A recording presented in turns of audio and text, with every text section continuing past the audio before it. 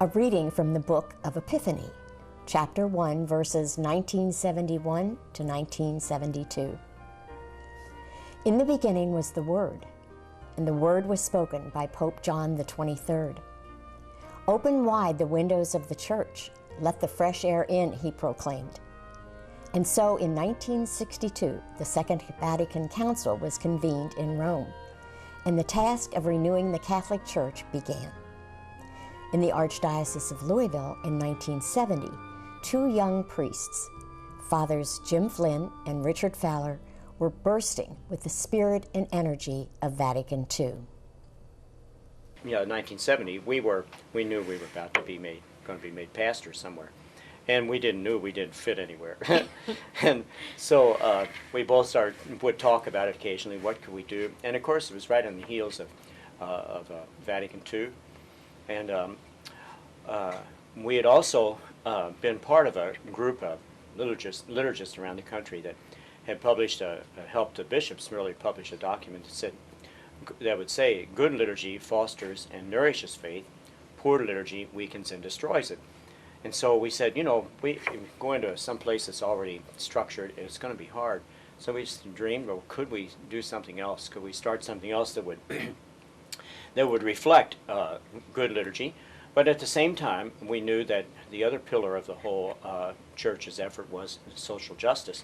So we wanted to establish a parish, be a parish that would have those two pillars. So that's kind of the dream that we had initially. With great hope, they went to Archbishop Thomas McDonough, and he proclaimed, "Go forth and turn your dream into a living community of faith." And so their journey began. Well, they needed a location, and they needed a name.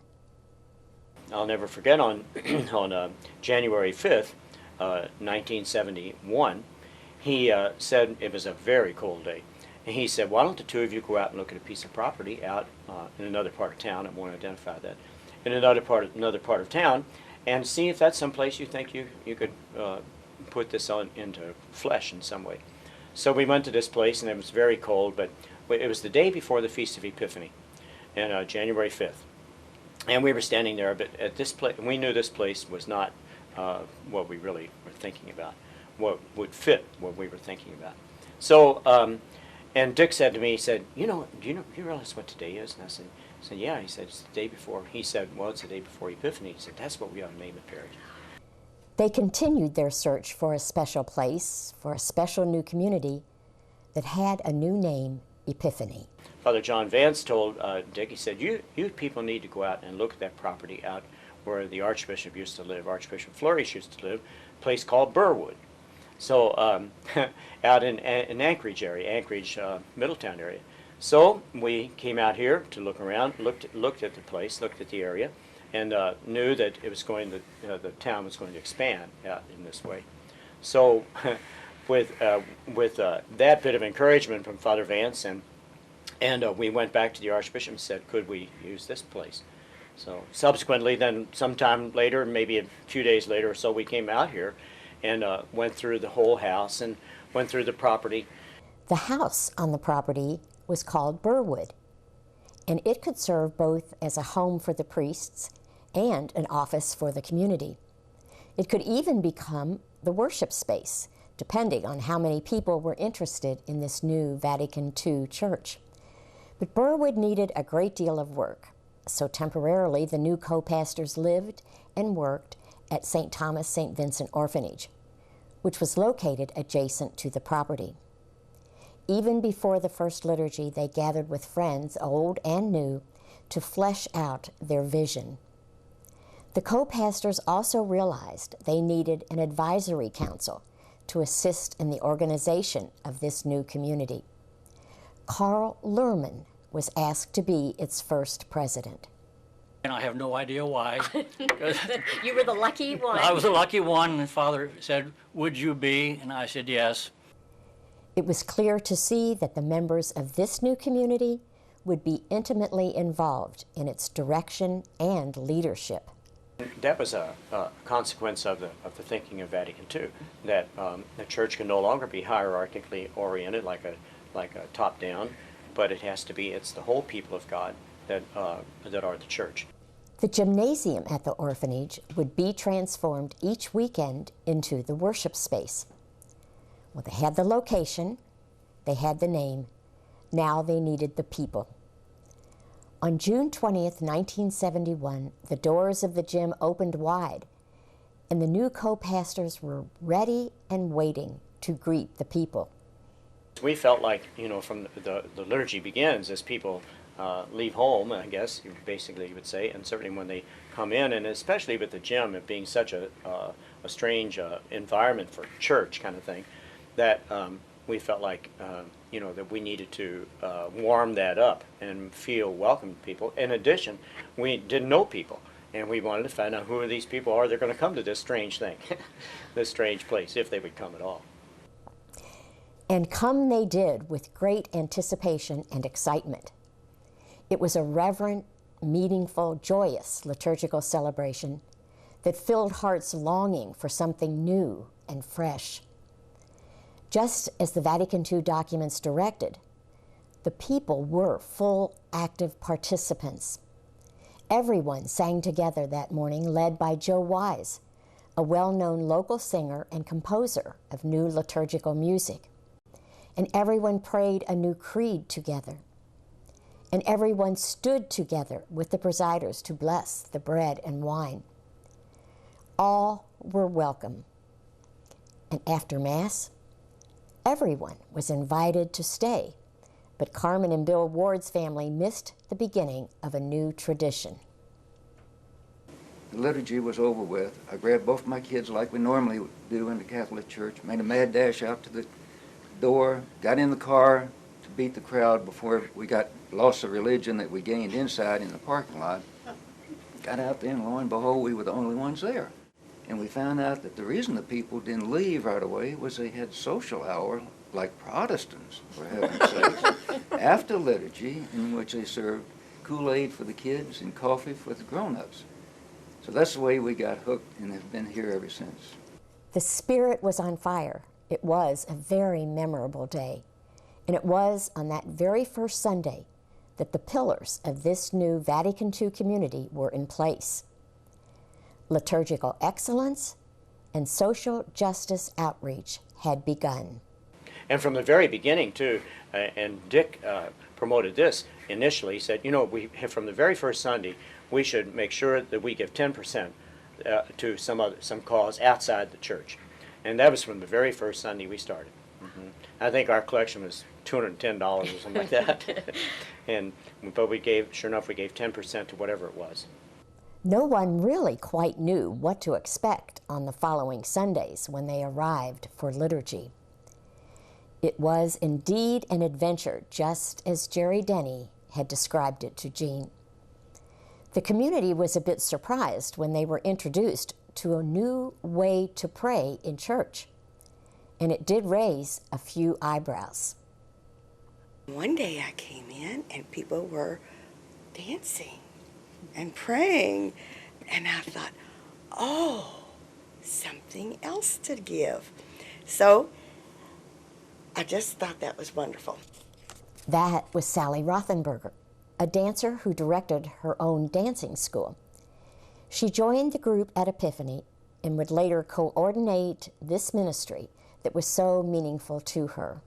The more I thought about it, I thought, well, what was God's gift to us, His body? What do we say at liturgy, at Eucharist? This is my body. So what did we have to offer? These bodies that could move. Very soon, the co-pastors held organizational meetings, inviting people to assist in setting up the important committees necessary to carry out this new vision of church. A liturgy worship committee was formed. It was an honor to work with the co-pastors in creating and planning the beautiful liturgies that were the center of our spiritual lives. Coordinating its many components and overseeing the preparation and arrangement of the worship space itself was a unique and exciting experience. Extraordinary music has been an essential part of Epiphany's liturgies since that very first morning. It was Mary Schultz, with her beautiful voice and her guitar, who would share her talents and serve as the first music minister. It wasn't referred to as music ministry then, but my inner sense, before that was ever articulated, was that this is the gift that I can offer. And to build a team, that is a gift that I can offer.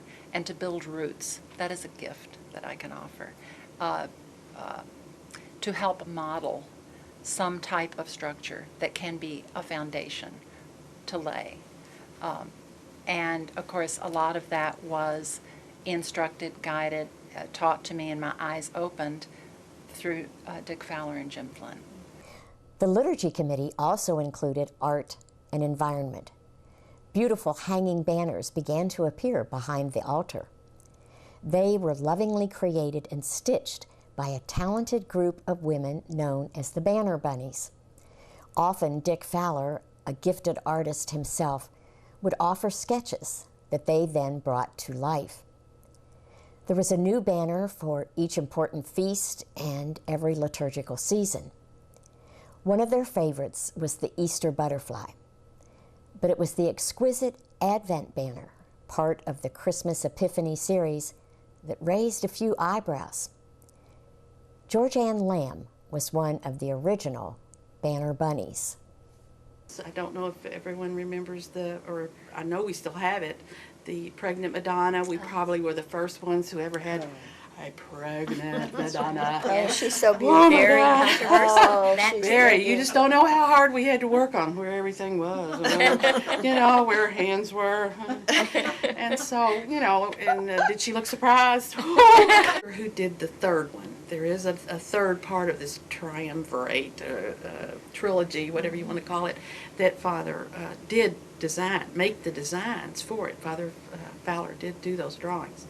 And of course, the third one is called the Epiphany, and it's the manifestation of Christ with Mary holding baby Jesus up.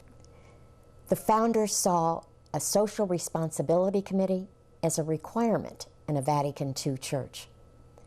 The committee was overflowing with people ready to live out the messages they heard in the homilies. Dick Fowler felt strongly that the area did not need a Catholic group that duplicated services. Instead, he suggested joining with other churches in the area to reach out to those in need. Plus, ecumenism was an important part of the Vatican II message. Barbara Miller and others that helped to form the Eastern Area Ministries. And that, in cooperation, became an ecumenical adventure as well, and it wasn't just an Epiphany doing it. We knew that it was a challenge to all the churches around. It was this social justice outreach that attracted Delarna Bretz and many others to Epiphany. Shortly after I started to go to church here, I also started going to the Social Action Committee meetings because this was one of the things that called my name when I heard about it.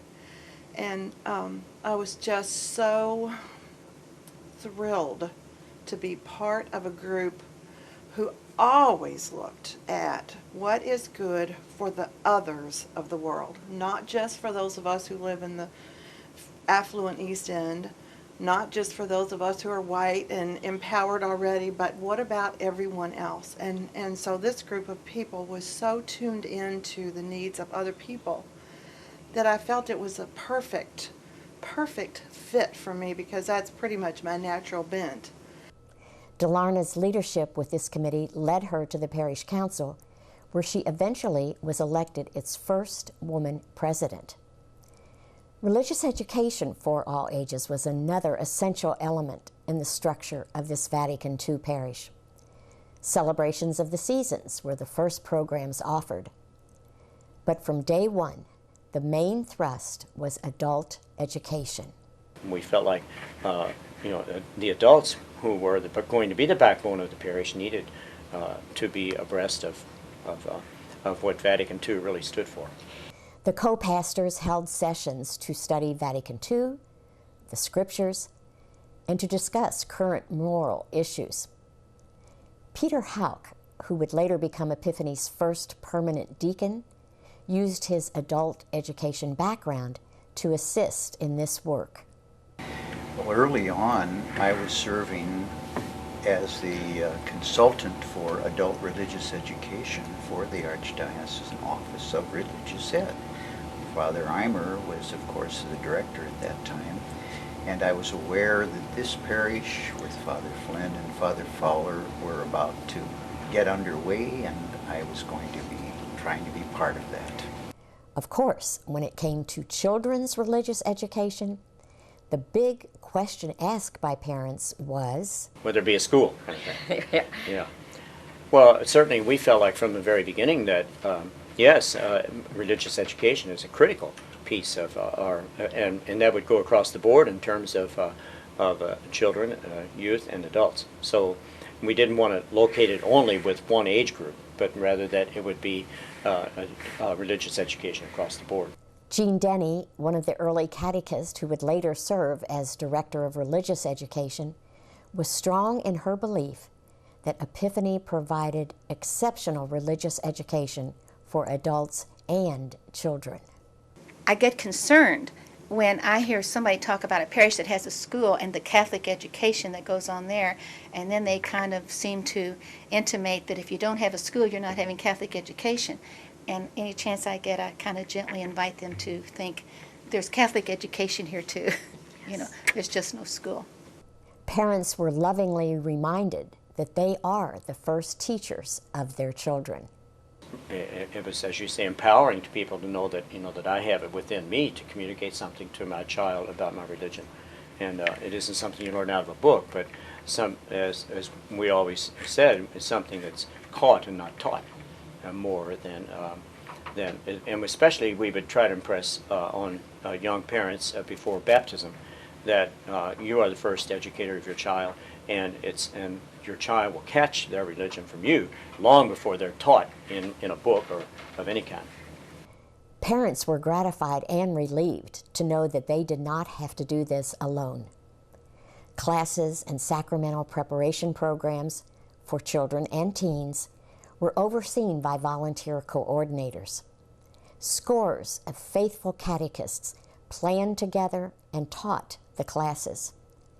Many remained with this ministry for many, many years. I again am just in awe of how our God is so generous with gifts. And just, you know, like I couldn't have done the stuff that everybody else has done. I could only do what I could do. But when we put them all together, we get just really great things done. And don't you kind of stand in awe of that? I just think God's not only generous, but extravagant, you know, in the gifts that we're given. The teenagers of this new community were blessed in many ways. The old garage boiler house was turned into their own gathering space. It was hot in the summer and cold in the winter, but the kids loved it. This became a unique opportunity, as was Epiphany, of course. And the kids quickly took it over as their own. Probably was one of the vital things in our, whatever success we had in keeping it going and keeping the kids. Between 30 and 50 teens would show up every Monday evening to share friendship, fun, and faith. They didn't have to be there. They wanted to be there. And Joe Ratterman and Ted Wright were two of the adults who wanted to be with them. Our first challenge was to make sure that the kids realized we weren't their parents and we weren't their place to watch them in place of their parents, and that we weren't emissaries of the priest. And, you know, we would have all different types of trust walks and trust things and programs on ethics and what's the word I'm looking for? Serendipity things, values clarification. Values, right. And some religion. On Sunday, I used to love the idea that they'd all get together in one section, and they'd be there together. And when the Kiss of Peace came up, they were the last ones to let go, and that felt good. Hospitality is truly sacramental and would become vitally important to this new community. Laverne Maddock was more than willing to head up this committee. Father Flynn used to visit my husband every day before he died, which was June 10th. So we became good friends. So when I came over here, he knew I was lost, absolutely lost. So he got me involved. So first thing he said, "You're going to do hospitality." I said, "Fine." But he said, "Hospitality is an umbrella. It covers everything." So I did everything. First thing I did, I had to buy the wine pitcher and the glasses. And I bought them and brought them in, and Father Fowler did not approve. He did not like them. So I took them back, and I prayed and hoped and prayed that the next ones I bought would meet his approval. Well, they did. And we're still using them. And those were the clear those, glass. Those are the ones we're using as of today.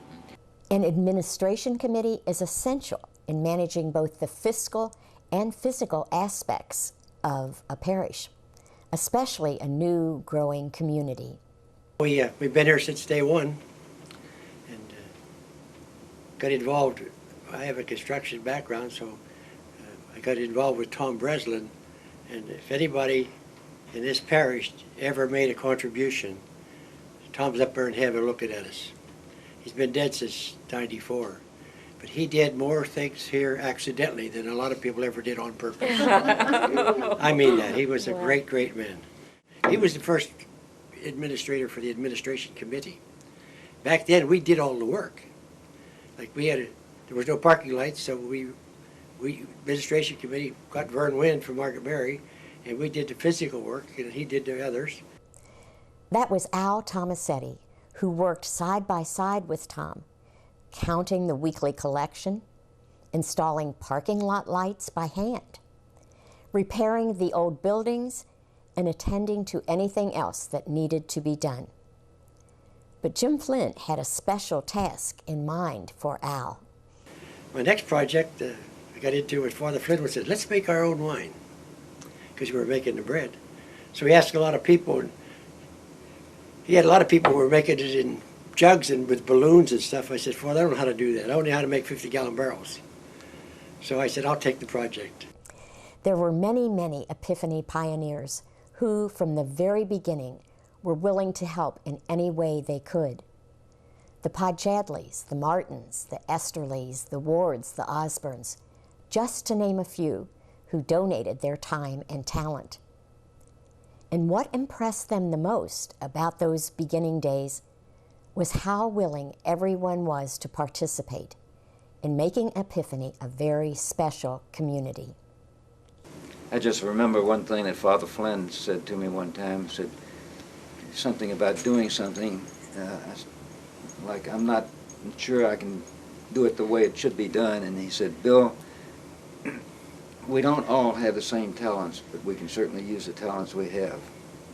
So again, Epiphany was and still is participation. We found that the efforts made by the people of the parish in religious education and in social action, we embraced the idea that the people, and Father Flynn and Fowler nurtured this in their approach, that the people are going to have to do it. The priests can do their part, but they're limited with the numbers of people that would be involved. Ed would later become one of the first Eucharistic ministers and a president of the parish council. And he is an encyclopedia of information about the history and people of Burwood. The word began to spread. There was something unique about this community with the strange name. Members actually helped plan the liturgies.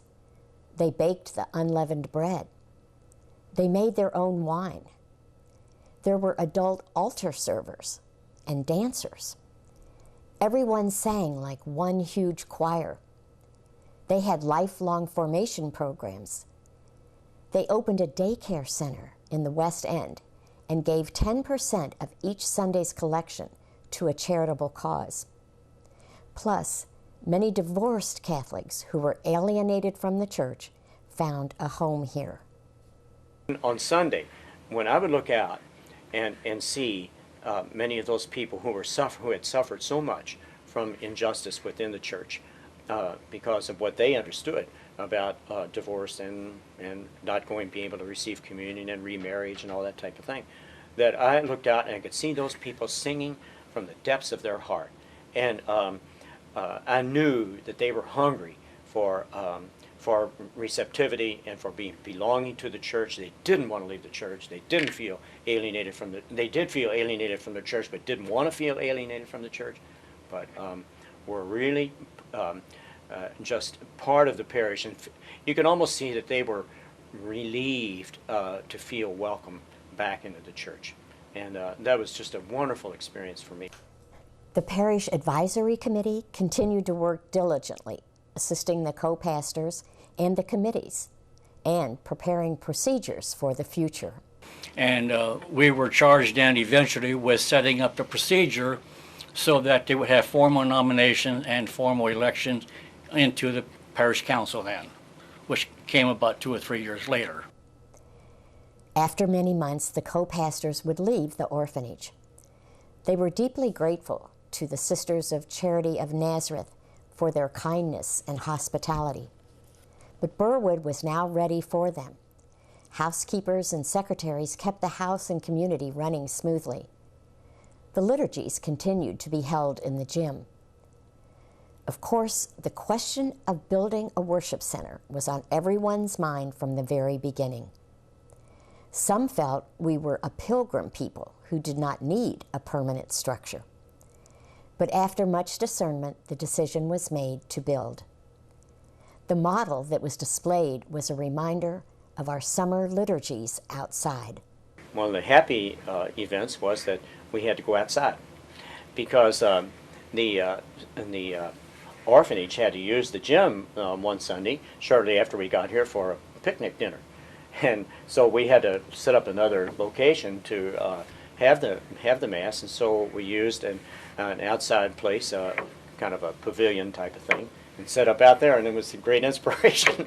It eventually emerged into what the present structure of Epiphany is, because that roof over our head and the open quadrant, that roof protected us from the sun, and Larry Melillo, who was there very early on, I guess from the first Sunday, who was an architect, and he was looking at this gorgeous scenery around, and he knew he's being protected from the elements.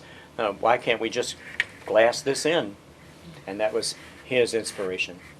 And we felt like, over that experience, sitting under that in that quadrant, under that roof, and did give people a vision that church can't remain inside. So 4 walls, it has to be outside somewhere.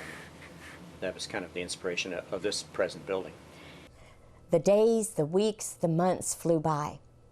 It was time to celebrate Epiphany's first anniversary. It had been a true mountaintop experience. And it's difficult to put into words just what it meant to so many. It had become one of the most important parts of our spiritual and social lives. The community had grown in numbers, in faith, and in love. It was not perfect, but nothing is. There were differences of opinions about issues in our own community, in our city, and in the world. But the Eucharist taught us to listen, to make peace, to give thanks, to celebrate, and to make this world a better place to be. That butterfly banner taught us that life does not end, but changes into a new way of being and loving. We learned that God is not an up there God, but a God who is in us and with us always. The dream of 2 young priests had come true. Epiphany was a living, growing community of faith. Vatican II had come to life, and this community looked to the future with great hope. And so the word was proclaimed, "Go forth and be Epiphany, a manifestation of God in the world."